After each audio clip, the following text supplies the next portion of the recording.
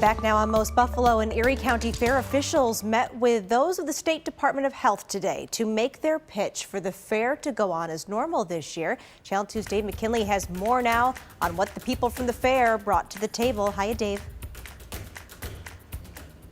Hi there, Kate. And as you know, our state is led by a governor who is often saying that he follows the science and the data, and that is what officials of the Erie County Fair brought to the state today in hopes to convince them to give them the green light to hold the fair, or at least set out some guidance and guidelines as to how they might hold it, and it's scheduled to take place just 3 months from now.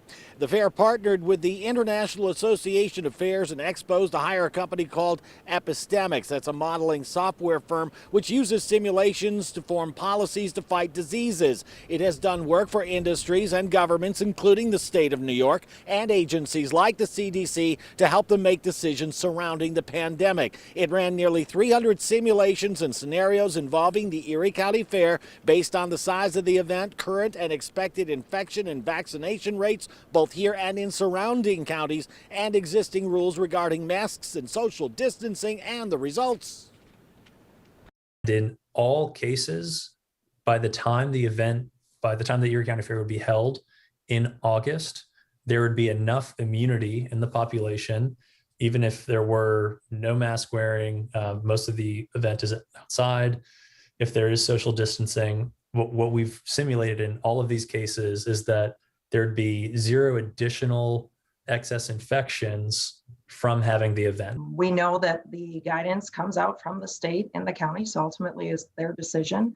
But instead of trying to look back at what has happened in the past, John and Epistemics are trying to forecast what's going to happen in the future.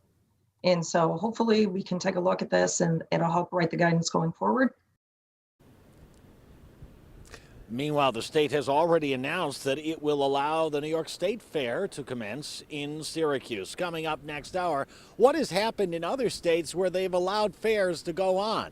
Live at the Erie County Fairgrounds, Dave McKinley, Channel 2 News. Dave, thank you. And we want to ask you our question of the day now. Would you feel comfortable going to the Erie County Fair? More than 1,100 of you have already voted saying yes, with no restrictions. You can go to WGRZ.com/vote to let us know what you think about this. We're going to show these answers again later on.